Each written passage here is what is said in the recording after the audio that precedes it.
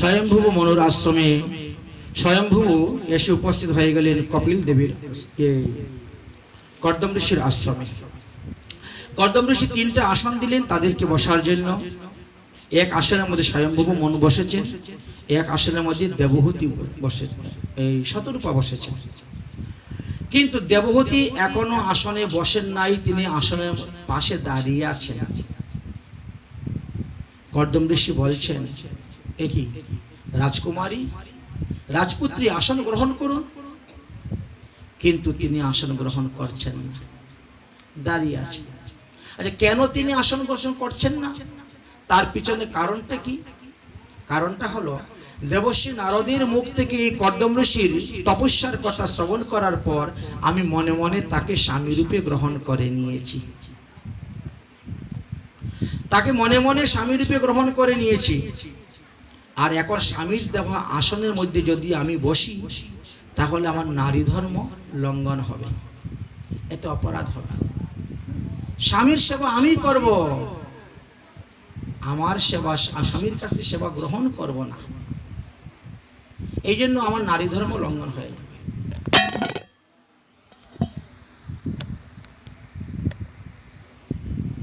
আট প্রকার বিবাহের কথা আমাদের লেখা আছে, বলা আছে। বিবাহ 8 প্রকার হয়ে থাকে। একটা হলো ব্রহ্ম বিবাহ, এক হলো বৈদিক বিবাহ, এক হলো আর্য বিবাহ, এক হলো প্রজাপতি বিবাহ, এক হলো আসরিক বিবাহ, এক হলো গন্ধর্ব বিবাহ, এক হলো রাক্ষস বিবাহ, আর এক হলো পিশাচ বিবাহ। মনে মনেই যদি একজন আরেকজনকে ভালোবেসে নেন, সেটা গন্ধর্ব বিবাহ হয়ে যায়। মালা বদল হয়ে গেল, মনে মনে হয়ে যাচ্ছে। তো এক প্রকার বিবাহ তো আমার হয়েই গেছে ওনার সঙ্গে। আর স্বামীর দেওয়া আসনে তো বসা উচিত নয়, আর এটা বাইরে প্রকাশ করে বলাও যাচ্ছে না। কর্দম ঋষি দেবহূতিকে পরীক্ষা করার জন্য বারবার অনুরোধ করছেন, হে দেবী, হে রাজকুমারী, হে রাজপুত্রী, আসন গ্রহণ করুন। আবার চিন্তা করছেন, যে ব্যক্তি আসন দেয়, যদি কেউ আপনাকে আসন দেয় বসার জন্য, আর যদি আপনি সেই আসনে না বসেন, তাহলে তাকে অপমান করা হলো, অপমান। তাহলে এখন উভয় সংকটের মধ্যে পড়ে গেলেন। যদি আসনে বসি, তাহলে আমার নারী ধর্ম লঙ্ঘন হচ্ছে, আর যদি আসনে না বসি, তাহলে কর্দম ঋষিকে অপমান করা হচ্ছে। উভয় সংকটের মধ্যে পড়ে গেলেন। এখন তিনি কি করবেন ভেবে চিন্তে কুল পাচ্ছেন না। হঠাৎ করে মাথার মধ্যে একটা বুদ্ধি আসলো যে আমি তো নারী, নারীদের দক্ষিণ হস্ত হলো স্বামীর হাত, বাম হস্তটা হলো তার নিজের হাত। তাহলে আমি কাজ করব। শাস্ত্রবিধি অনুসারে তিনি আগে আসনকে প্রণাম করলেন, তারপর ডাইন হাতটা আসনের মধ্যে দিয়ে মাটিতে বসে গেলেন। আসনে বসেন নেই, মাটিতে বসে গিয়েছেন। কর্দম ঋষি দেখে চিন্তা করলেন, বাহ, ভগবান যে বলে গেছেন ঠিকই তো। এই মেয়েকে বিবাহ করলে আমি কখনো বন্ধনে পড়ব না। সে বিবেক বিবেচনা বুদ্ধির দ্বারা চলে। আমার আসন, আমার দেওয়া আসনে আমাকেই বসিয়ে সে মাটিতে বসছিল। ঠিক আছে, 2 হাত জোর করে কর্দম ঋষি বলছেন, স্বয়ংভূব মনু, বলেন আমি আপনার কি সেবা করতে পারি? বাবা, আমার মেয়ে তোমার কাছে বিবাহ দিতে এসেছি, তুমি যদি সাদরে গ্রহণ করো, আমি কি তার হই, ধন্য হই। কর্দম ঋষি বললেন, আপনার মেয়েকে বিবাহ করতে আমার কোনো আপত্তি নেই, তবে একটা শর্ত আছে। শর্ত? কিসের শর্ত বাবা, বলো। শর্ত হলো, আমার ঔরসে তোমার মেয়ের গর্ভে একটি মাত্র পুত্র সন্তান হলেই আমি সংসার ত্যাগ করে চলে যাব। আমি সারা জীবন আপনার মেয়ের ভাত কাপড়ের দায়িত্ব নিতে পারবো না, সারা জীবন আমি আপনার মেয়েকে টানতে পারবো না। আমি শুধু খালি পিতৃবাক্য রক্ষা করার জন্য, পিতৃঋণ থেকে মুক্ত হওয়ার জন্য আমি এই বিবাহটা করতেছি। এখন দেখেন, আপনি বিবেচনা করেন। কথাটা শুনে স্বয়ংভূব মনুর মুখটা শুকিয়ে গিয়েছে। তিনি শতরূপার দিকে তাকাচ্ছেন, ও মা, এ কি রে, বিয়ের আগে এত বড় পণ, একটা মাত্র সন্তান হলেই সে সংসার ত্যাগ করে চলে যাবে হরিভজন করতে বনে, আর কোনোদিন ফিরে বাড়িতে আসবে না। তাহলে বলো তো কি করা যায়? দেবহূতি বললেন, বাবা আমার এইরকম স্বামীরই প্রয়োজন। হ্যাঁ বলিস কি রে? বলে হ্যাঁ। বলে এত নকল স্বামী, ওর সারা জীবন আমি সেবা করতে যাব কেন? আমি আসল স্বামী জগৎ স্বামী ভগবান শ্রীকৃষ্ণের সেবা করব। এই নকল স্বামীর সেবা করে আমার কোনো লাভ হবে না। আমার আসল স্বামীর সেবা করা দরকার। আমার এইরকম স্বামীরই প্রয়োজন। কারণ আমি যদি কোনো সন্তান উৎপাদন না করতে পারি তাহলে আমিও তো পিতৃঋণ থেকে মুক্ত হতে পারবো না। এই জন্য তো আপনি বিবাহ দিতে চেয়েছেন, আমি রাজি হয়ে গেছি। একটি সন্তান হলে পরে আমিও পিতৃঋণ থেকে মুক্ত হয়ে গেলাম, আর আপনিও যে দান করলেন দানের ফলটা আপনি পেয়ে গেলেন। কন্যা দান করার পরে কন্যার গর্ভে যদি কোনো নাতিপুতি না হয় তাহলে সেই কন্যা দানের ফল পাওয়া যায় না। দানের ফল আপনিও পেয়ে গেলেন, আপনিও কন্যার দায় থেকে মুক্ত হয়ে গেলেন, পিতৃঋণ থেকে মুক্ত হয়ে গেলেন। আমাদের যেমন ছেলেদের বংশ অনুসারে গণনা করা হয়, তেমনি মেয়ের বংশ গণনা করা হয়। মেয়ের বংশের মহিমাও আছে। ছেলের বংশ থেকেও যেমন পরম্পরা আসে, মেয়ের বংশ থেকেও কিন্তু বংশ পরম্পরার কথা আলোচনা করা আছে, আসে। ধরে ধরে আমি ভাগবতী আমি দেখাবো আপনাকে, অনেকগুলো প্রমাণ দেখাবো যে শেষে গিয়ে দেখা যায় আর ছেলে আর নেই, তখন ওই মেয়ের বংশ থেকে আবার সেই পরম্পরা চলে আসছে। চন্দ্রবংশের মধ্যে যেমন আছে, সূর্য বংশের মধ্যে তেমন ছিল। কখনো ঔরজাত সন্তান না থাকলে ক্ষেত্রজ সন্তান থেকেও বংশ পরম্পরা গিয়েছে, দত্তক পুত্র থেকে বংশ পরম্পরা গিয়েছে, পালিত পুত্র থেকে বংশ পরম্পরা গিয়েছে। হ্যাঁ, এইভাবেও হয়েছে। তো যাই হোক, বিবাহ কার্য হয়ে গেল। বিবাহ কার্য করার পরে তিনি যথাস্থানে প্রস্থান করলেন, চলে গেলেন। তিনার সেই বৈষ্মতী নামক নগরে চলে গেলেন। কর্দম ঋষি বললেন, দেবী সন্ধ্যার সময় বিবাহ হয়েছে তো গুদলি লগ্নে, তাহলে সন্ধ্যার সময় আমাদের সন্ধ্যা আহ্নিক করতে হয়। ত্রিসন্ধ্যা আহ্নিক করো, যা আছে বেদের লিখন। অতএব তুমি যাও, তুমি নদী থেকে জল নিয়ে আসো, আমি সন্ধ্যা আহ্নিক করবো। নদীতে গিয়ে জল নিয়ে এসেছেন, আচমন করে সন্ধ্যা আহ্নিক করতে বসেছেন। দীর্ঘ 12 বৎসর এক ধ্যানে বিবাহ করেছেন, মাত্র এক ধ্যানে 12 বৎসর চলে গেল। 12 বৎসর কি করবেন? স্বামী না খেলে সতী নারী কখনো আহার করে না, শাড়ি না ঘুমালে সতী নারী কখনো ঘুমাবে না। এই 12 বৎসর ভিজা কাপড় দিয়ে খালি গা মুছিয়ে দিচ্ছেন, তিলক করিয়ে দিচ্ছেন, কাপড় পরিবর্তন করে কাপড় পরিয়ে দিচ্ছেন স্বামীকে, আর শুধু খালি ভগবান বিষ্ণুর চরণামৃত পান করে করে আছেন। দেখতে দেখতে 12টি বৎসর কেটে গেল। 12 বৎসর পরে যখন তিনার ধ্যান ভাঙল, তখন তিনি আর তিনার স্ত্রীকে চিনতে পারছেন না। এখন তো সেই রাজকন্যার রূপ নেই, রূপ মলিন হয়ে গেছে, চামড়াগুলা সব কালো হয়ে গেছে। 12 বছরের তেমন একটা বয়স তো হয় নাই, কিন্তু অনাহারে থাকতে থাকতে কৃষা একেবারে। কর্দম ঋষির জ্ঞান ভাঙার পরে বলছেন, হে দেবী তুমি কে? তুমি জানো এটা সাধু মহাত্মাদের কুটিয়া, এই কুটিয়ায় কোনো মহিলা প্রবেশ করা নিষেধ। যাও যাও যাও যাও যাও, এই কুটিয়ায় কেন ঢুকেছো? কি কারণে? কি চাই তোমার? দেবহূতির চোখে জল এসে গেছে। হে প্রভু, আপনি কি ভুলে গেছেন? 12 বৎসর পূর্বে আমার পিতা স্বয়ম্ভব মনু আপনার হস্তে আমাকে সম্পাদন করে গিয়েছেন, আমি আপনার বিবাহিত ধর্মপত্নী। হ্যাঁ তাই তো মনে পড়েছে। আচ্ছা আচ্ছা, ভালো হয়েছে দেবী, তাহলে তুমি বসো, তোমাকে আমি আত্মজ্ঞান দান করব। আমরা দুজনে বসে হরিভজন করব, ব্রহ্মজ্ঞান তোমাকে দান করব, আমি তোমাকে আত্মজ্ঞান দান করব, তুমি বসো। তিনি বললেন, আত্মজ্ঞান দান পরে হবে, আত্মতত্ত্ব পরে দিবেন আমাকে, এখন আমাকে পুত্র তত্ত্ব দান করুন, না হলে আমি পিতৃঋণ থেকে মুক্ত হতে পারবো না, আপনিও পিতৃঋণ থেকে মুক্ত হতে পারবেন না। তাহলে আগে পুত্রতত্ত্ব আমাকে দান করুন, আত্মজ্ঞান পরে হবে।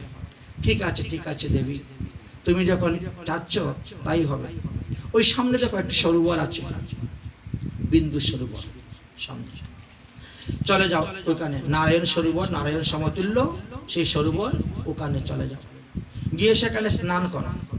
বিন্দু বিন্দু সমস্ত তীর্থের জল এনে এই সরোবর তৈরি করেছিলেন মহাদেব, এই জন্য তার নাম বিন্দু সরোবর। 60,000 কোটি তীর্থের জল এই সরোবরের মধ্যে আছে, 60,000 কোটি তীর্থ, বিন্দু সরোবর। হ্যাঁ, প্রতিটা তীর্থ থেকে বিন্দু বিন্দু জল এনে এনে রেখেছেন, এই জন্য সরোবরের নাম বিন্দু সরোবর। যাও, এই বিন্দু সরোবরে গিয়ে তুমি স্নান করো, স্নান করে আসো, আমি তোমাকে গর্ভদান করব, তোমার মনোবাসনা পূর্ণ হবে। দেবী যখন বিন্দু সরোবরে স্নান করার জন্য ডুব দিয়েছেন, তখন কি হয়েছে, বরুণালয় থেকে বরুণের অনুচরগুলো এসে ওনাকে টান দিয়ে নিয়ে বরুণালয়ে চলে গেছে, নিয়ে ওখানে সাবান ছুটা দিয়ে ভালো করে ঘষে মেজে পরিষ্কার করে সুন্দর কাপড় পরে ষোলো সিঙ্গার করে সাজিয়ে একেবারে তিনাকে আবার দিয়েছেন। উঠে আসলেন, এই সময়ের মধ্যে কর্দম ঋষি কি করলেন, তিনার তপস্যা বলে তিনি একটা বিমান তৈরি করলেন। বিমানটা মনের বেগে চলবে। বিমানের মধ্যে 9টা তালা করেছেন, 9টা তালা। প্রথম তালার মধ্যে খাওয়া দাওয়া, দ্বিতীয় তালার মধ্যে বিশ্রাম, তৃতীয় তালার মধ্যে খেলাধুলা, চতুর্থ তালার, এইভাবে এক একটা তালার মধ্যে এক এক রকম। আবার নিজের শরীরকে তিনি 9 ভাগে বিভক্ত করে 9 তালার মধ্যে তিনি বসে আছেন। অর্থাৎ দেবহূতি যখন যে তালায় যাবেন সেখানে গেলে স্বামীকেই দেখতে পাবেন, যখন যে তালায় যাবেন সেখানে স্বামীকে দেখতে পাবেন। 9টি দেহকে 9 ভাগে বিভক্ত করে তিনি 9 জন কর্দম ঋষি হয়ে 9 তালার মধ্যে 9টি ঘরের মধ্যে বসে আছেন, এবং এইভাবে অবস্থান করতে করতে আর হরিকথা আলোচনা করে যাচ্ছেন।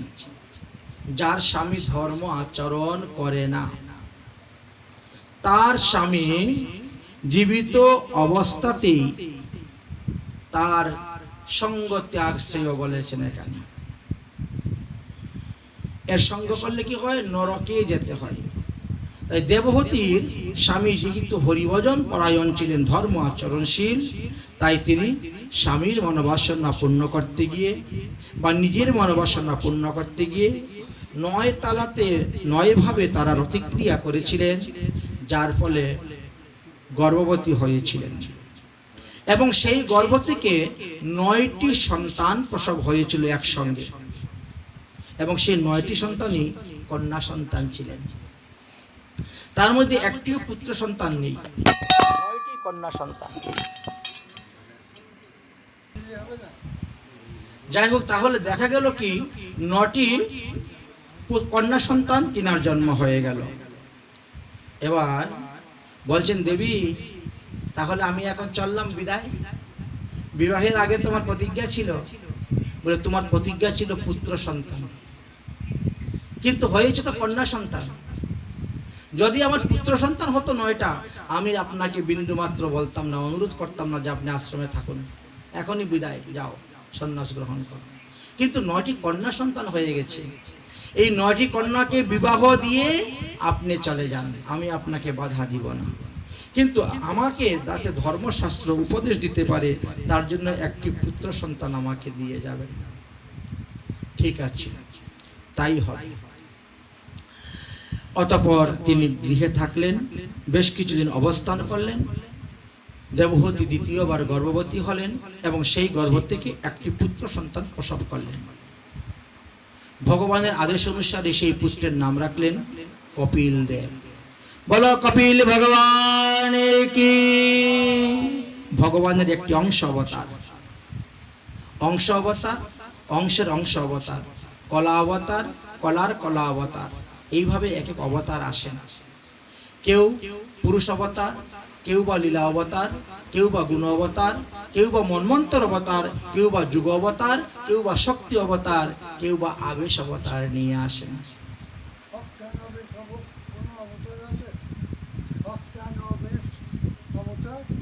বুঝতে পারলাম ষষ্ঠাঙ্গ। কপিল ভগবান আবির্ভূত হয়েছেন এই কথা ব্রহ্মা জানতে পেরেছেন। ব্রহ্মা তখন কি করেছেন, তিনি সমস্ত মুনি ঋষিদেরকে সঙ্গে করে নিয়ে এসেছেন। চলো, ভগবান কপিল রূপে অবতীর্ণ হয়েছেন সাংখ্য গীতা, সাংখ্য শাস্ত্র প্রচার করিবার জন্য, অতএব চলো তিনাকে দর্শন করতে যাব। এই তো ব্রহ্মা তিনার সমস্ত পুত্রদেরকে সঙ্গে করে নিয়ে এসে উপস্থিত হয়েছেন। কপিল ভগবানকে দণ্ডবত প্রণাম করলেন, পূজা করলেন, পরিক্রমা করলেন। তারপরে কর্দম ঋষিকে বলছেন, আমার সঙ্গে যে সমস্ত মুনি ঋষিরা এসেছেন, তোমার কন্যাগণের স্বভাব অনুসারে সেই সমস্ত মুনি ঋষিদের কাছে বিবাহ দিয়ে দাও তোমার 9টি কন্যাকে। কারণ ওর বংশেতে আরো অনেক মহাত্মা অবতীর্ণ হইবেন, অনেক মুনি ঋষিরা জন্মগ্রহণ করবেন, যার দ্বারা বিশ্বের মঙ্গল হবে, বিশ্বের কল্যাণ হবে, তুমি বিবাহ দিয়ে দাও। এই কথা বলে ব্রহ্মা সেখান থেকে প্রস্থান করলেন। কর্দম ঋষি তখন দেখলেন আমার কোন কোন কন্যাকে কার সঙ্গে বিবাহ দেওয়া যাবে। কর্দম ঋষি তার কলা নামক কন্যাকে মরীচি ঋষির সঙ্গে বিবাহ দিলেন। অনুসূয়া নামক কন্যাকে অত্রি মুনির সঙ্গে বিবাহ দিলেন। শ্রদ্ধা নামক কন্যাকে অঙ্গিরা ঋষির সঙ্গে বিবাহ দিলেন। হবিব্য নামক কন্যাকে পুলস্ত ঋষির কাছে বিবাহ দিলেন। অরুণ গতি নামক কন্যাকে পুলহের ঋষির নিকট বিবাহ দিলেন। ক্রতুর সাথে সারথীকে বিবাহ দিলেন। ভৃগু ঋষির কাছে খ্যাতি নামক কন্যাকে দান করলেন। বৈশিষ্ট্য মুনির কাছে অরুন্ধতী নামক কন্যাকে দান করলেন। আর অথর্ব ঋষির কাছে শান্তা নামক কন্যাকে দান করলেন। এইভাবে 9টি কন্যাকে তিনি দান করে দিলেন। অতঃপর তিনি কপিলের কাছে গিয়ে উপস্থিত হলেন। ভগবান কপিল দেবকে দণ্ডবত প্রণাম করে প্রদক্ষিণ করে বললেন যে, হে ভগবান, তুমি তোমার বাক্য রক্ষা করার জন্য তুমি আমার পুত্র রূপে এসে অবতীর্ণ হয়েছ। তুমি জগতে সাংখ্যশাস্ত্র প্রচার করার জন্য আমাকে অনুমতি দাও। আমি এখন তপস্যা করতে চলে যাচ্ছি। তোমার মায়ের দেখাশোনার দায়িত্ব তোমার উপরে দিয়ে গেলাম। আমি আর কোনোদিন বাড়িতে ফিরে আসব না। এই বলে তিনি সোজা প্রস্থান করলেন এবং গঙ্গা সাগরে চলে গেলেন। গিয়ে বসে তপস্যা করতে আরম্ভ করলেন। বাসুদেবে ভগবতী সর্বজ্ঞে প্রতিগায়ন্তি পরেণ ভক্তি ভাবেন লব্ধাত্মা মুক্ত বন্ধনম। আমাদের এই দেহটা মধ্যে যে পরমাত্মা বাস করতেছেন, যে জীবাত্মা বাস করতেছেন, তার বন্ধন এবং মুক্তির কারণ হলো আমাদের সঙ্গ। জীব যখন সাধুসঙ্গ করে তখন তার মুক্তির কারণ হয়ে যায়। জীব যখন সংসার অসৎসঙ্গ করে তখন সে বদ্ধের কারণ হয়। আমাদের স্বর্গ নরক ইত্যাদিতে ভ্রমণ একমাত্র আমাদের সঙ্গের কারণেই হয়ে থাকে। আত্মানাং সর্বভূতেষু ভগবত ভবন্তিহি পশ্চাৎ সর্বভূতানি ভগবত আমি জানামি। আমাদেরকে বলে 3 ভাবে ভগবত দর্শন হয়। এক তো সাক্ষাৎ মন্দিরে গিয়ে বিগ্রহ রূপে দর্শন, দ্বিতীয়ত রাত্রি স্বপ্নে দর্শন, আর তৃতীয়ত সর্বভূতে ভগবান দর্শন। সর্বজীবী আছেন কৃষ্ণ, কেউ নয় খালি, কারো ভিতরে বিকশিত, কারো ভিতরে কলি, সবার নিকটে ভগবান আছেন। এই জন্যই বলছেন জীবের সম্মান দিবে জানি কৃষ্ণ অধিষ্ঠান। প্রতিটা জীবের ভিতরেই ভগবত অবস্থান করতেছেন পরমেশ্বর রূপে। কর্দম ঋষি চলে গেলেন।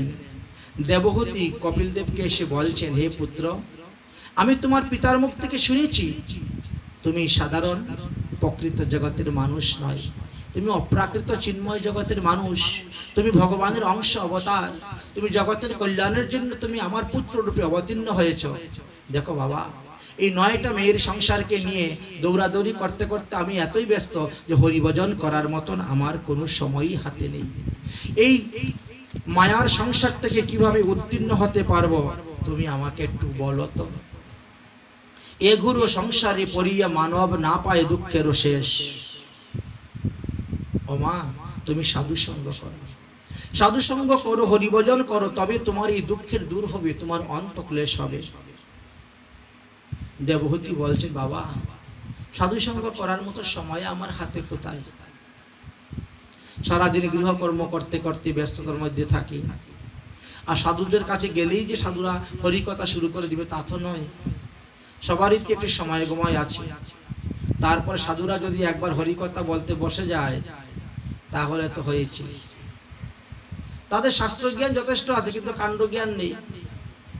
সন্ধ্যা হয়ে গেছে, বাড়িতে আসবো, বাড়িঘর ঝাড়ু দিব, জল টল তুলবো, সন্ধ্যাবাতি দেখাবো, তা হরিকথা বন্ধই করে না, চলছেই চলছে হরিকথা।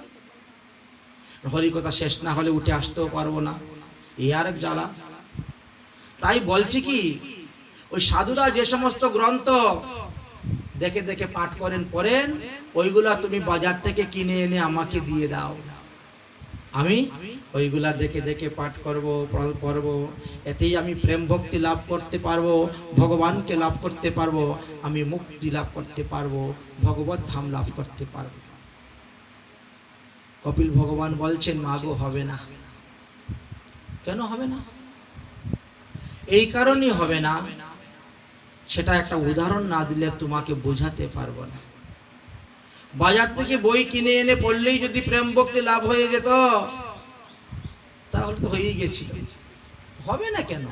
সাধুরা যে বই দেখে দেখে পড়তেছে, আমিও তো সেটাই তো পড়বো। আমি যেমন পড়তেছি গোরখপুর গীতা বলছে, শ্রীমদ ভাগবত, আপনি যদি একটা নিয়ে আসেন পরে, তা হবে না কেন? তা আমার যা হয়েছে আপনার তাই হবে? বলে না, হবে না। একই গ্রন্থ, আমি পাঠ করলে যেটা হবে আপনি পাঠ করলে সেটা হবে না। হবে না কেন? বলে এর জন্যই তো দৃষ্টান্ত, উদাহরণ। দৃষ্টান্ত না দিলে কিছু কিছু কথাকে বোঝানো যায় না। শুনো মা, তুমি বটগাছ দেখেছো? হ্যাঁ দেখেছি। আমাদের রাস্তার পাশে মন্দিরের কাছে কত বড় বটগাছ, বিরাট বড় বটগাছ। আচ্ছা, বটগাছের মধ্যে যে বসে একবার ফল ধরে সেটা দেখেছো? এত বড় বড় ফল, পাকলে পরে হলুদ বর্ণের হয়ে যায়, কমলার মতো কালার হয়ে যায় ফল পাকে। হ্যাঁ দেখেছি। ফল পাকার পরে কি হয়? ওই ফল গাছের নিচে পড়ে একটা একটা করে। তুমি জানো একটা বট গাছের ফলের ভিতরে কতগুলো বীজ থাকে? একটা ধানের ভিতরে একটাই বীজ, একটা গমের ভিতরে একটাই বীজ, কিন্তু একটা বট গাছের ফলের মধ্যে অসংখ্য বীজ থাকে। যেমন পেঁপের মধ্যে দেখেন না অসংখ্য বীজ, ডালিমের মধ্যে অসংখ্য বীজ, কাঁঠালের মধ্যে অসংখ্য বীজ, একটা ফলের মধ্যে অসংখ্য বীজ থাকে। আচ্ছা মা, তোমাকে একটা প্রশ্ন করব, বলো তো দেখি, একটা বীজ থেকে চারা গজাতে গেলে কি কি দ্রব্যের প্রয়োজন হয়, কি কি উপাদানের প্রয়োজন হয়?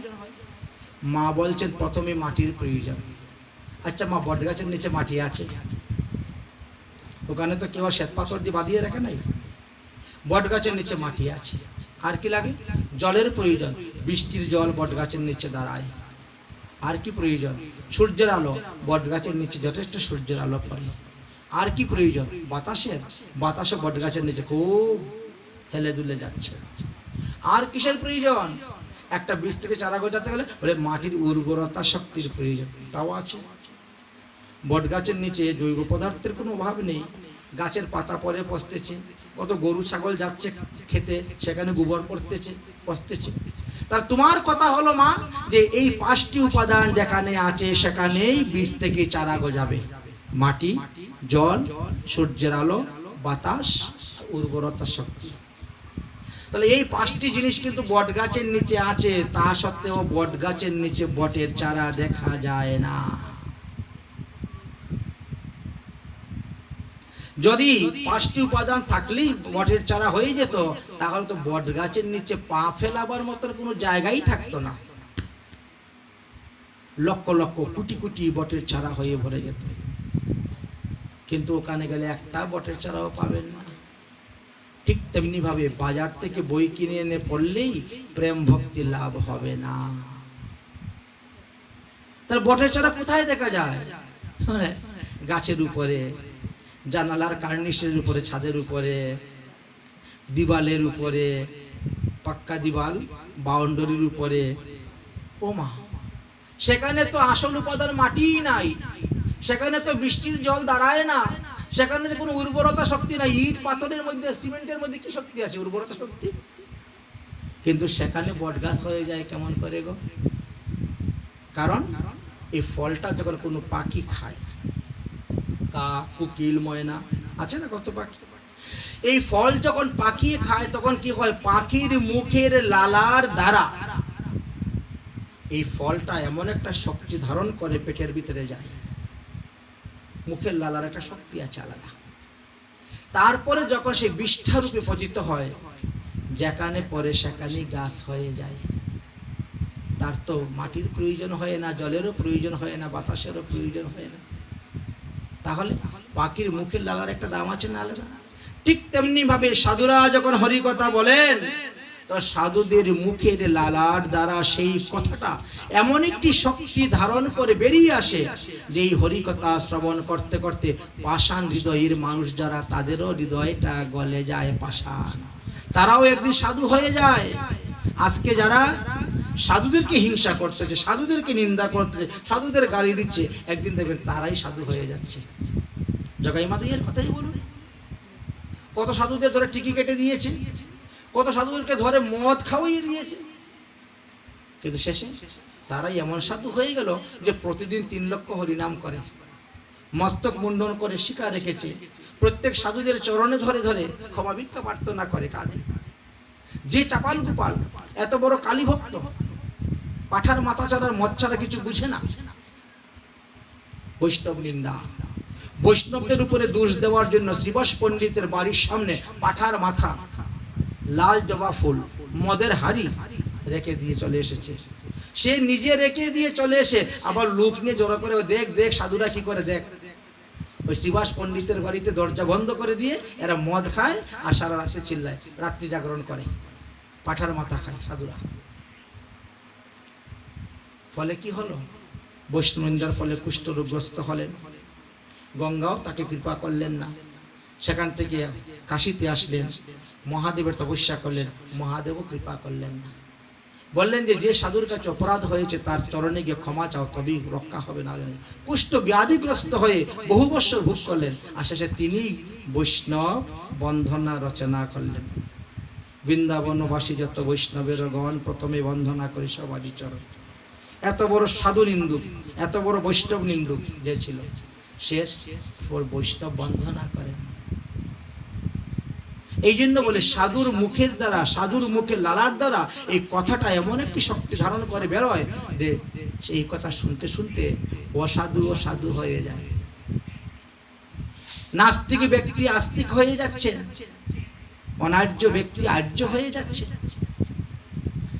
এই তো এই জন্যই সাধুমুখী হরিকথা শ্রবণ করতে হয়। বাজার থেকে বই কিনে দিয়ে আনলে কোনো লাভ হবে না গো মা। তুমি সাধু সঙ্গ করো, সাধু সঙ্গই হলো একমাত্র মুক্তির কারণ। আর তোমার কন্যাগণের সঙ্গ যদি করো, নাতিপুতি সঙ্গ করতে যাও, তাদের বদ্ধের কারণ হবে। মৃত্যুর সময়ে যদি তুমি নাতিপুতি চিন্তা করে মরো, কন্যাগণে চিন্তা করে মরো, তাহলে তোমাকে ওই তাই প্রাপ্ত হতে হবে। আর সাধুসঙ্গ করে যদি হরিভজন করতে করতে মরতে পারো, তাহলে হরিধামে গমন করতে পারবে।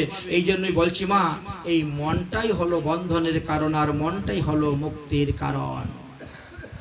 অতএব মনকে শুদ্ধ করো, মনকে একাগ্রত করে হরির ভজন বলো। হে মাতো,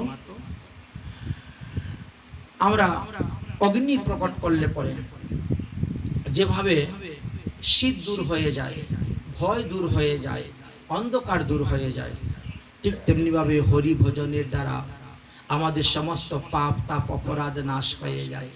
হরির চরণে প্রেম ভক্তি লাভ করা যায়, আর হরিধামে গমন করা যায়। এক একটি বস্তুর দ্বারাই 3টি কার্য সাধ্য হয়। ভোজন করার সঙ্গে সঙ্গে যেমন আমাদের উদর পূর্তি হয়ে যায়, পেট ভরে যায়, কর্ম করার দক্ষ ক্ষমতা চলে আসে, শক্তি চলে আসে, ঠিক তেমনিভাবে হরিভজনেরও। হরিভজনে বিভিন্ন প্রকার সিদ্ধির কথা বলা আছে। অনিমা, লঘিমা, প্রাপ্তা, কাম্যা আদি অষ্টাঙ্গ সিদ্ধি যুগের কথা বলা আছে। তবে যুগমার্গ কর্মমার্গ হইতে ভক্তি মার্গটা শ্রেষ্ঠ। যোগমার্গ কর্মমার্গের দ্বারা ভগবানকে এত সহজে লাভ করা যায় না।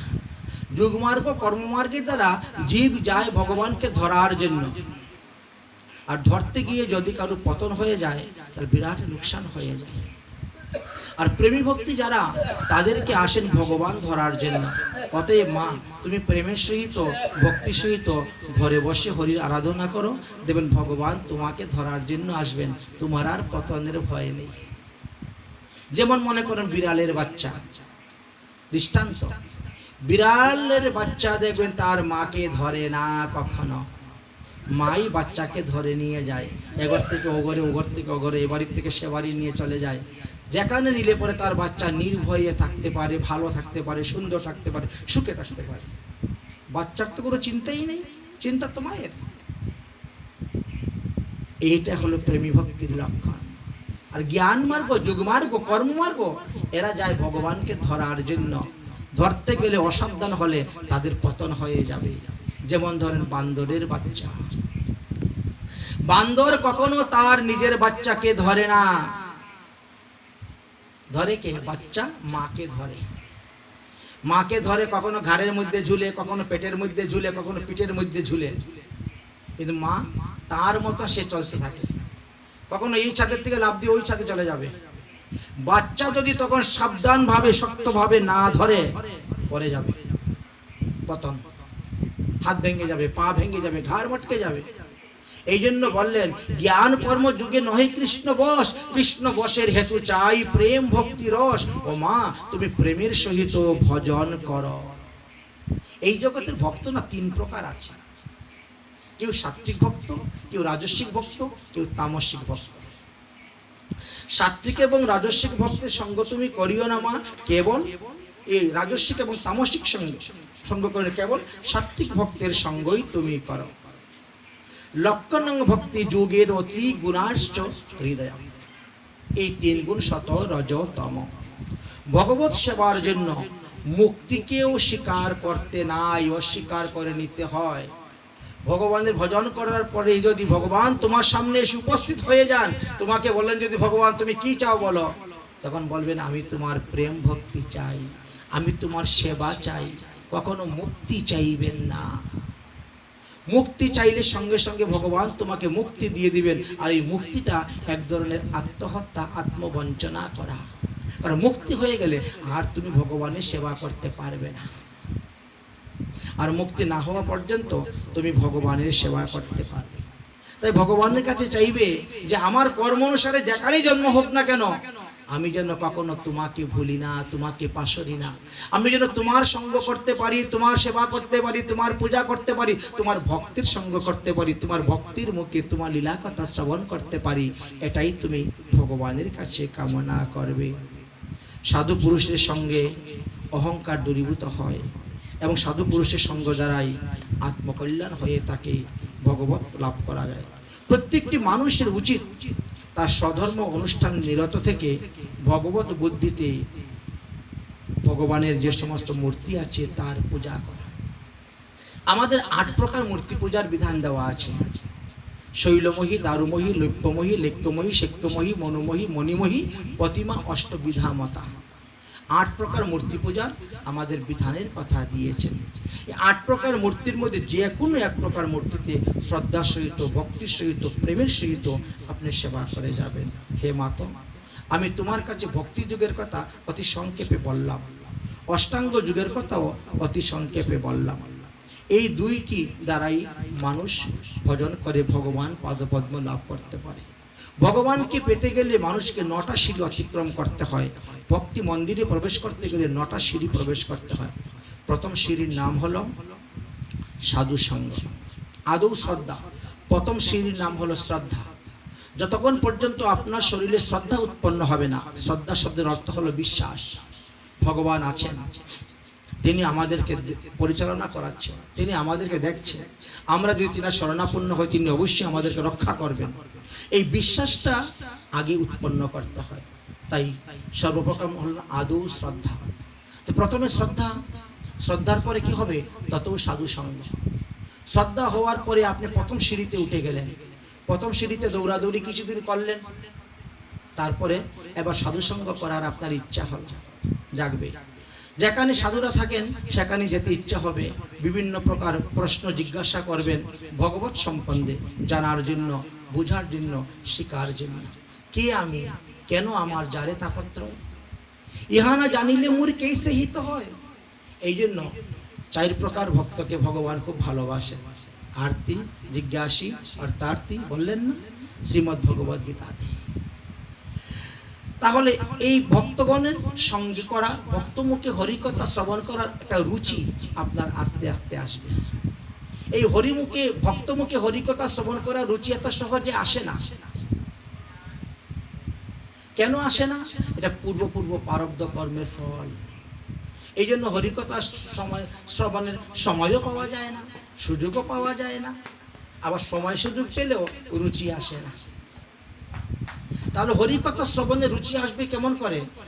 তখন বলছে নিঃস্বার্থভাবে সাধু সেবার মাধ্যমে, কোনো স্বার্থ নাই, নিঃস্বার্থভাবে যদি সাধু সেবা করতে থাকো, সাধু সেবা করতে করতে তোমার দেহের মধ্যে এই ভাব, এই শুদ্ধ সাত্বিক ভাব এসে উঠতে হয়ে তোমার মুখে হরিকথা শ্রবণের রুচি তোমার কাছে আসবে। তখন তুমি মনে করবে দ্বিতীয় সিঁড়িতে তুমি উঠে গিয়েছ। প্রথম সিঁড়ির নাম শ্রদ্ধা, দ্বিতীয় সিঁড়ির নাম সাধুসঙ্গ। সাধুসঙ্গ এবার তুমি করতে শুরু করেছ। সাধুসঙ্গ করতে করতে তুমি কি বুঝতে পারলে? এটাই বুঝতে পারলে যে জপ, তপ, তন্ত্র, মন্ত্র দীক্ষাই মূল হয়, আর দীক্ষা ভিন্ন সর্বকার্য হইবে ক্ষয়। তাহলে আমাকে এখন দীক্ষা গ্রহণ করতে হবে। তার মানে গুরুপদাশ্রয়। গুরুপদাশ্রয় না করলে আমার এই সাধন ভজন আমার কাজ দিবে না। গুরু, তাহলে এবার কোথায়ও কোনো সংসদ সম্প্রদায়ের সদ্গুরুর চরণ আপনি গিয়ে আশ্রয় করলেন, তৃতীয় সিঁড়িতে আপনার উঠা হয়ে গেল। তৃতীয় সিঁড়িতে উঠার পরে গুরুদেবের কাছে জিজ্ঞাসা করলেন যে ভগবান পদপদ্ম লাভ করা যাবে কিভাবে? দীক্ষা নিয়ে বসে থাকলে তো হবে না। গুরুদেব বলবেন বাবা, অনর্থ নিবৃত্তি, এটা 4র্থ সিঁড়ি, অনর্থ নিবৃত্তি। হ্যাঁ, কি করতে হবে? ভজনে যে সমস্ত বাধা সেগুলাকে দূর করতে হবে। মানে যেই সমস্ত জিনিস আচরণের দ্বারা আমাদের ভজন পথে অগ্রসর হইতে পারি না, এর জন্য আমাদের কয়েকটা জিনিস গ্রহণীয় আছে, কয়েকটা জিনিস আছে বর্জনীয়। 64 প্রকার ভজনের অঙ্গের মধ্যে 10টি হলো গ্রহণীয়, 10টি হলো বর্জনীয়, আর 44টা হলো করণীয়। যেগুলার দ্বারা ভজন বৃদ্ধি হবে সেইগুলাকে গ্রহণ করবেন, যেগুলার দ্বারা ভজনের লোকসান হবে, ক্ষতি হবে, সেইগুলা ত্যাগ করবেন। এই তো গ্রহণীয় এবং বর্জনীয়। সৎপথে থেকে অর্থ উপার্জন করবেন, সৎপথে পয়সা ব্যয় করবেন। অসৎ পথে অর্থ উপার্জনও করবেন না, অসৎ পথে পয়সা ব্যয়ও করবেন না। যদি এইভাবে করতে পারেন তাহলে আপনি 4র্থ সিঁড়িতে উঠে গেলেন, আপনার অনর্থ নিবৃত্তি হয়ে গেল। তাহলে 5ম সিঁড়িতে উঠতে গেলে কি হবে? বলে 5ম সিঁড়ির নাম হলো রুচি, নিষ্ঠা। 5ম সিঁড়ির নাম হয়েছে নিষ্ঠা। নিষ্ঠা কিসের প্রতি? নামের প্রতি নিষ্ঠা, ইষ্টদেবের প্রতি নিষ্ঠা, ভগবত সেবার প্রতি নিষ্ঠা, গুরু ভক্তির প্রতি নিষ্ঠা, সাধুগুরু বৈষ্ণব সেবাতে নিষ্ঠা। এক অঙ্গ সাধে কিংবা সাধে বহু অঙ্গ, নিষ্ঠা হতে হবে তার প্রেমেরও তরঙ্গ। তাই নিষ্ঠাটা হলো আসল। তুমি নিষ্ঠা উৎপাদন করো। যেমন মনে করেন মালা জপ, আপনি নিয়ম করলেন যে আমি প্রতিদিন 16 মালা জপ করব। যতই আপদ হোক, যত বিপদ হোক, যত কাজ থাকুক, যত কর্ম থাকুক, 16 মালা জপ না করে ঘুমাবো না। হোক রাত্রে 12টা, হোক রাত্রে 1টা, কিন্তু 16 মালা জপ করেই ছাড়ব। এই যে নিষ্ঠা, এই নিষ্ঠা হইতে তো প্রেমের তরঙ্গ হয়। এইভাবে যদি কেউ নিষ্ঠা করতে পারে, অনেকে অনেকভাবে নিষ্ঠা করে থাকেন। কেউ মালার প্রতি, হরিনামের প্রতি জপের নিষ্ঠা আছে, কেউ বা ব্রহ্ম মুহূর্তে স্নানের নিষ্ঠা আছে, সূর্যোদয়ের আগে স্নান করবেন। কারো মঙ্গল আরতির প্রতি নিষ্ঠা আছে, ঘুমের থেকে উঠে মঙ্গল আরতি করবেন। কারো বা প্রসাদের প্রতি নিষ্ঠা আছে, আমি প্রসাদ ব্যতীত অন্য কিছু খাবো না। তাহলে দেখবেন আপনি 5ম সিঁড়িতে উঠে গেলেন, কিন্তু এখনো আপনি ভগবত মন্দিরে প্রবেশ করতে পারেন নাই, মাত্র 5ম সিঁড়িতে উঠেছেন। 6ষ্ঠ সিঁড়ির নাম হলো রুচি। রুচি, আপনার জিহ্বার লালসা ত্যাগ করতে হবে। জিহ্বার লালসায় যারা ইতি উতি ধায়, শিষ্ণ উদর পরায়ণ কবু কৃষ্ণ নাহি পায়। এই জন্য কৃষ্ণ প্রাপ্তির জন্য আমাদের জিহ্বার লালসা কিছু ত্যাগ করতে হবে। লালসাকে বৃদ্ধি করতে হবে কিসের দিকে? ভগবানের লীলাকথা শ্রবণের দিকে, ভগবানের প্রসাদের দিকে। লালসাটাকে আমাদের বৃদ্ধি করতে হবে। এটাকে বলা হয়েছে কি? রুচি। রুচিটাকে আনতে হবে, ঘুরিয়ে দিতে হবে। যেমন এখন বর্তমান জগতে অধিকাংশ লোকের রুচি মাছ মাংসের প্রতি, বা কারো বা চা বিড়ি সিগারেটের প্রতি আছে। এমন কেমন লোক আছে সারাদিন চা খেয়ে চলে যায়, ওর ভাত দিতে হবে না, অন্য কিছু দিতে হবে না। কেউ বা আছে নেশা, সারাদিন নেশা হয়ে চলে যাচ্ছে। এই জন্য আমাদের সেই রুচিটাকে ঘুরিয়ে দিতে হবে। ঘুরিয়ে এটা ভগবত সেবায়, ভগবতের দিকে, ভগবত প্রসাদের দিকে আমাদের নিয়ে আসতে হবে। তাহলে আপনি 6 নম্বর সিঁড়িতে উঠে গেলেন। আর 7 নম্বর সিঁড়ির নাম হলো আসক্তি। সংসারের ছেলে মেয়ে, বিষয় সম্পত্তি, টাকা পয়সার প্রতি আসক্তিটা কমাতে হবে, আর ভগবানের সেবার দিকে আসক্তি বাড়াতে হবে। একদিকে কমাবেন আর একদিকে বাড়াবেন। এক পথ না চলে তো আরেক অগ্রসর হচ্ছে না।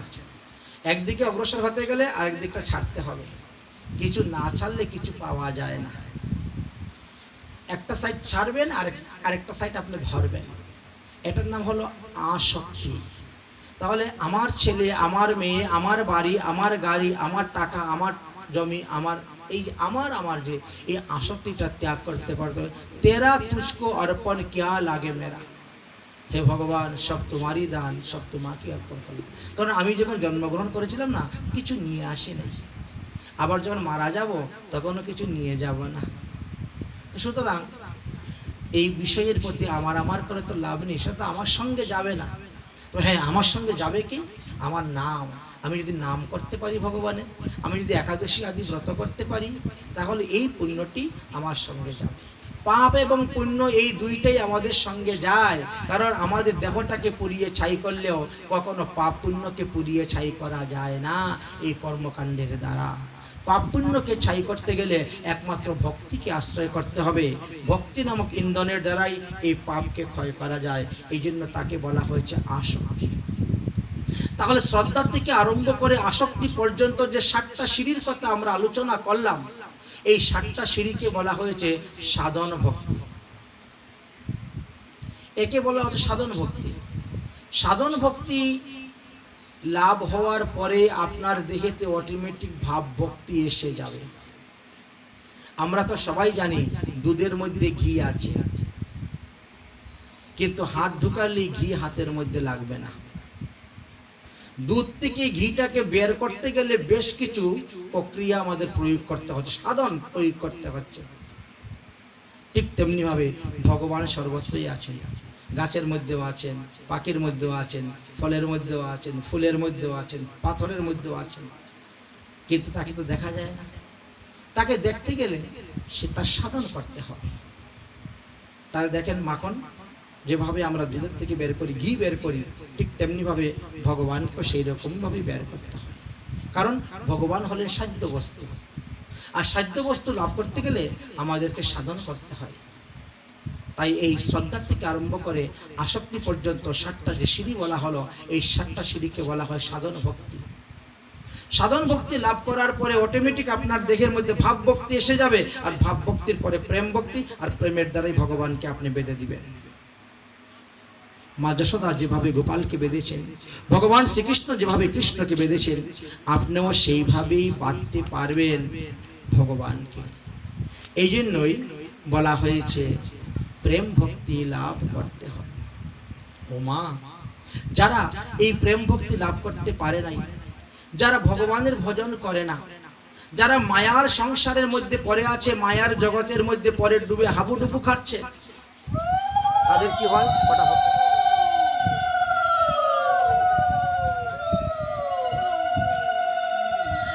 তাদের কি গতি হয় শুনো। যে যথা মাং প্রপদ্যন্তে তাং ততৈব ভজাম্যহম। ভগবানের যেভাবে যে ভজন করবে ভগবান তাকে সেইভাবেই তো ফল দিবেন। কিন্তু কেউ যদি ভগবানের ভজন না করে, স্ত্রীর চিন্তা করে বা সংসারে চিন্তা করে, ছেলে মেয়ের চিন্তা করে, তাহলে মৃত্যুর পরে তিনি সেই দেহ নিয়ে আবার সেখানে আসতে হবে। জং জং বাপিস মরণম তে জানতি কালাবারাম। এই জন্য প্রতিটা জীবের কর্তব্য পূর্ব থেকে হরিভজন করা, না হলে সেই সময় আসবে না। আমরা মারা যাওয়ার পূর্বে যদি আমরা পাপের প্রায়শ্চিত্ত না করি, তাহলে মৃত্যুর পরে আমাদেরকে ঘোর নরক যন্ত্রণা ভোগ করতে হয়। এবং নরক যন্ত্রণা ভোগ করলে পরে সেখানেই শেষ নয়, অল্প একটু পাপ থাকতেই, অল্প একটু পুণ্য থাকতেই যম মহারাজ কি করেন, আবার তাকে পৃথিবীতে পাঠিয়ে দেন। প্রারব্ধ কর্ম সম্পূর্ণ শেষ হয় না সেখানে শাস্তির দ্বারা, তারপরেও রয়ে যায়। পৃথিবীতে পাঠিয়ে দেন। কিভাবে পাঠান? ওই বৃষ্টির জল যখন পৃথিবীতে পতিত হয়, ওই বৃষ্টির জলের সঙ্গে জীবাত্মাকে পাঠিয়ে দেন। ওই জীবাত্মা যখন কোনো শস্যের উপরে পড়ে, খাদ্য শস্যের উপরে যখন পড়ল, তখন সে খাদ্য শস্যের মধ্যে প্রয়োগ করল। জলের মধ্যে পড়ল তো মাছের ডিম বা মাছ মধ্যে প্রয়োগ করল। বিভিন্ন যেখানে যে পড়বে সেখানে সেই রূপ ধারণ করতেছে।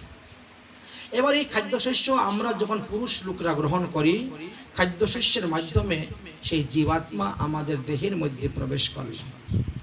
করার পরে কি হলো, সেটা গিয়ে আমাদের রেতকণাকে গিয়ে আশ্রয় করলেন এবং স্বামী স্ত্রী মিলনের মাধ্যমে সেই রেতকণার থেকে স্ত্রীর গর্ভেতে প্রবেশ করলেন সেই জীবাত্মা। জীবাত্মা সেখানে প্রবেশ করার পর মাত্র 5 রাত্রি, 5 রাত্রির মধ্যে তিনি একটি কলকল, প্রথমে বলছেন 1 রাত্রি, প্রথম 1 রাত্রিতে কি হয়, স্ত্রীর রক্তের সঙ্গে মিশে যায় এবং 5 রাত্রিতে কি হয়, একটা বুদবুদ গোলাকার আকার ধারণ করে নেয়। এই 10 রাত্রি পার হয়ে গেল, তখন একটা বদলি ফলের মতন আকার ধারণ করে, এইটুকু বড় হয়ে গেল, কুল ফল, বদলি ফলের মতন ধারণ করল, একটা মাংস পেশির মতন। এই জন্য আমাদেরকে 4 ভাগে ভাগ করা হয়েছে। এক হলো প্রাণীজ, এক হলো উদ্ভিজ্জ, এক হলো জরায়ুজ, আর এক হলো অন্ডুজ। তাই অন্ডুজ দ্বারা তাদেরও সেরকম হয়, জরায়ুজ দ্বারা এদেরও এরকমই হয়ে থাকে, এই দুজনেরই এরকম হয়ে থাকে। 1 মাস যখন হয়ে গেল, তখন সেই মাংসপিণ্ড থেকে সর্বপ্রথম আমাদের মস্তক সৃষ্টি হয়। মাথাটা আগে তৈরি হয়, প্রত্যেকে মস্তক সৃষ্টি হয়ে গেল। তারপরের মাস 2 মাস যখন হলো, তখন হাত এবং পা সেখান থেকে বেরিয়ে আসলে। 3 মাস যখন হলো, তখন নখ, লোম, অস্থি, চর্ম, এবং সে ছেলে হবে না মেয়ে হবে, স্ত্রী হবে না পুরুষ হবে, সেই চিহ্নগুলা প্রকট হয়ে গেল। 4র্থ মাস যখন হয়ে গেল, তখন ত্বক, মাংস, রক্ত, মজ্জা, মেদ, অস্থি, শুক্র, এটাকে সপ্তধাতু বলা হয় আমাদের। এই সপ্তধাতু তৈরি হয়ে গেল তার। 5ম মাস যখন উৎপন্ন হয়ে গেল, তখন গর্ভ সন্তানের ক্ষুধা লাগে যায়, পিপাসা লেগে যায়। এই জন্য আমরা পঞ্চামৃত গ্রহণ করাই আগে, পঞ্চামৃত গ্রহণ করানো হয় এবং তাকে উৎসবের মাধ্যমে, অনুষ্ঠানের মাধ্যমে বিভিন্ন উত্তম দ্রব্য তাকে ভোজন করানো হয়। মা তখন যে সমস্ত দ্রব্য গ্রহণ করতেছেন, সেই সমস্ত দ্রব্যের দ্বারা মাতৃগর্ভস্থ শিশু পুষ্টি হচ্ছে, বড় হচ্ছে, সপ্ত।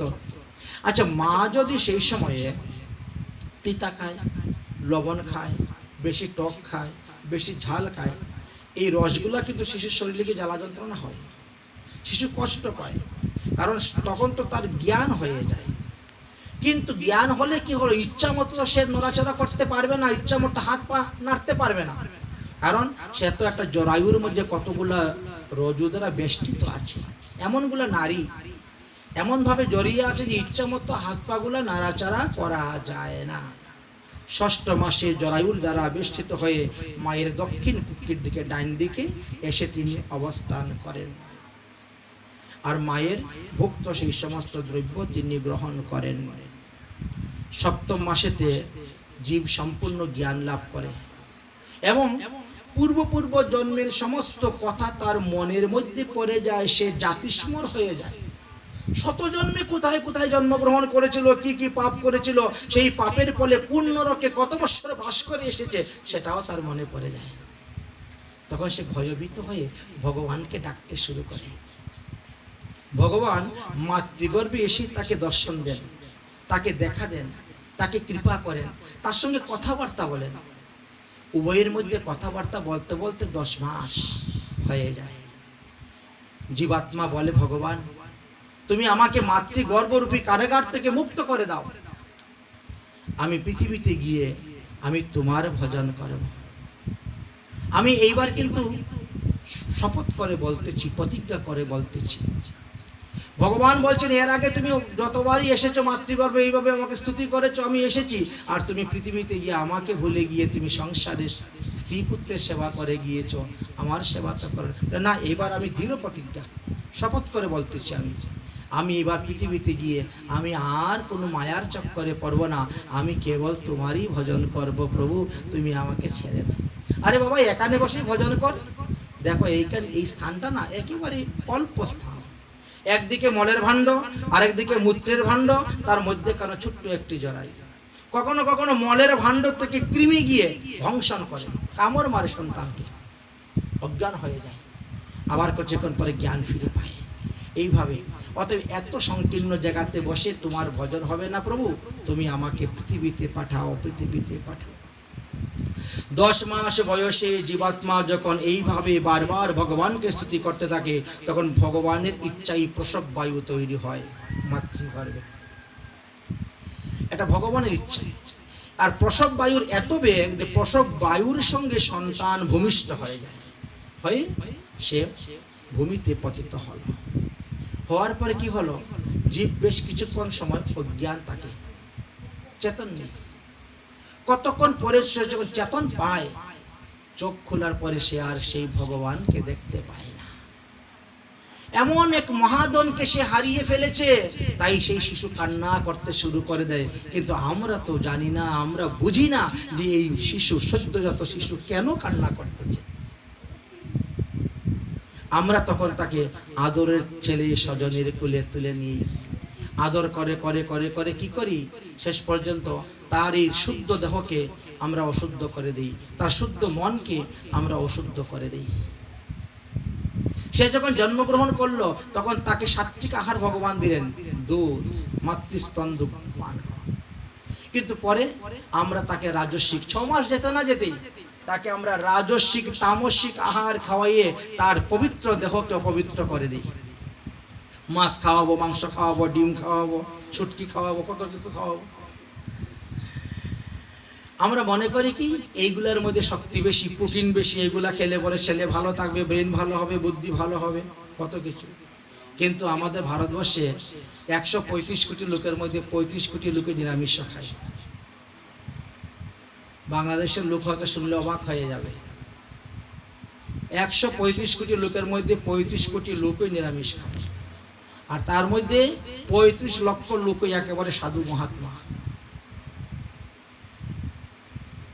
ওই তাদের তো বুদ্ধির কম নাই, তারা তো বিরাট বুদ্ধিজীবী। এটা হলো আমাদের মনের ভ্রম। যদি আমরা আয়ুর্বেদিক শাস্ত্র পড়ি, তাহলে মাছ মাংস থেকে অনেক বেশি শক্তি দুধের মধ্যে আছে, ঘিয়ের মধ্যে আছে। এই যে আমরা বাঙালি মানুষ ভাত না খেলে বাঁচবে না, কিন্তু ভাতের মধ্যে 1 কিলো চালের মধ্যে যে শক্তি, 100 গ্রাম আটার মধ্যে সেই শক্তি আছে। তবে আপনাদের দেশের আটা ভেজালি আটা, ওতে আরাম পাওয়া যায় না বেশ, ওর মধ্যে অনেক কিছু মানে মিক্সড করে দেয় না। আটা কি এত সাদা হয় নাকি? আটা তো লাল লাল থাকবে, লালটি সাইড থাকবে গম থেকে আটা হলে। তো যাই হোক,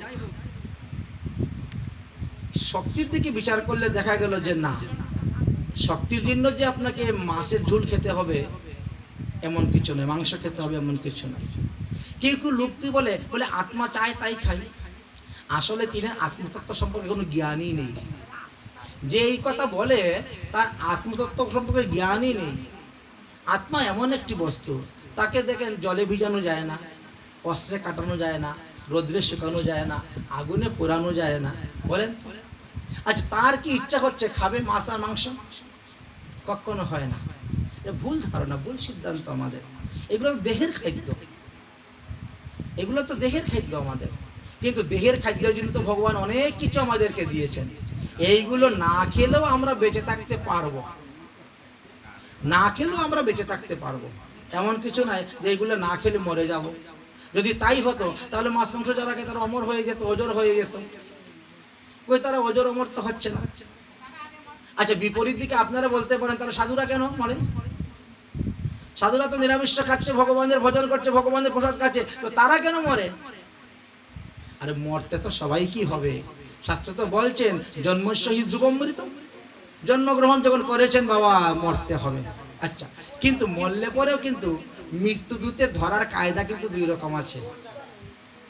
যেমন বিড়াল, বিড়াল নিজের বাচ্চাকে কিরকম ধরে আর ইঁদুর বাচ্চাকে কিরকম ধরে, এবার চিন্তা করে দেখেন। বিড়াল যখন নিজের বাচ্চাকে ধরে নিয়ে যায় তখন একটা দাঁতও ফুটে না, এক ফোঁটা রক্ত বেরোয় না, বাচ্চা একটু দুঃখ পায় না। আর ইঁদুরের বাচ্চাকে ধরে সঙ্গে সঙ্গে ঘাড় মটকে যায়, শেষ, মরে যায়। তাই পাপী আর পুণ্যবান, সাধু আর অসাধুকে ধরার কায়দা কিন্তু দু রকম আছে। যমরাজের যারা দেখেছে তারাই তো লিখেছে, এই জন্য তো ঋষি মুনি প্রত্যেক দশটা মরেছেন, এরা প্রত্যক্ষ দ্রষ্টা। এই জন্য তো শব্দ শব্দ প্রমাণটাকেই শ্রেষ্ঠ প্রমাণ বলেছেন।